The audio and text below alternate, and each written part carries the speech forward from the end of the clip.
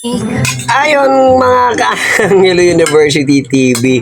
So eto, tulog na yung mga batang maliliit. Kaya hindi na nila maamoy yung aming pagkain. Tatlo na lang kaming kakain. So ang ulam namin guys ay fish pinirito. So wala kaming ulam na nilutong gulay. Kaya hindi nila naamoy yung luto ko. Prito lang to kanina tira. So yun, tara. Kain tayo guys. Papa, yung kaklase ko, yung nag-aaral pa kami, ang taba-taba niya, tapos pagka sinusuntok siya sa, mahina lang siya, sinusuntok lang siya dito, mahina lang, nasasaktan siya, yung kaklase nga ni Ate, ang payat-payat na, tapos sinusuntok daw dito sa likod, hindi daw nasasaktan. Kaklase ko yun. Tinitiis niya lang yun, anak. Wala namang hindi masasaktan sa likod, nandun yung baka. Baka nagtitiis lang para makita yung yabang. Kasi may ganun eh. Ako dati ganyan, mayabang. Hindi masakit, hindi masakit. Pero pag Nasa talikod na, yung hindi niya nakati, aray. Sa mga stuntman, ganun kami. Dive kami. Pag dive namin ganun, pak! Tumama yung likod ko sa bato.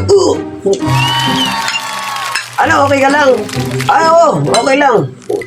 Ilang ako pagdating ko sa likod ng puno. Aray, kuri. Ganun kayabang.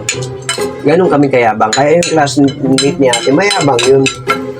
Yung mataba kasi, hindi niya kayang tiisin yung sakit. Masakit din yun sa mataba. Nararamdaman niya yung sakit. Ibig sabihin, mayabang lang. Di ba guys, no? Masakit. Tsaka Hindi, papa, meron din ako napanood sa Facebook. Yung babae, maghahanda na ng pagkain. Tapos yung tropa niyang lalaki, naghanda, nagluto ng ulam na masarap. Tapos, dahan-dahan kasi mainit. Tapos yung lalaki, yung asawa ng babae, kinuha niya. Tinitiis niya lang yung init. Nilagay niya sa lamesa, tapos nagsantok na asawa niya.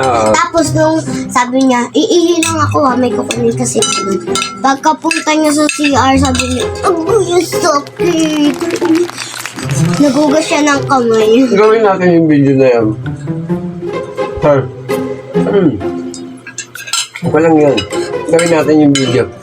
So guys, abangan nyo, gagawa kami ng video ng kalokohan nito. Kasi siyempre, di ba, gumagawa ng kalokohan po mga to eh. Pagka nakakakita sila ng ganun, gusto nila aming gayahin.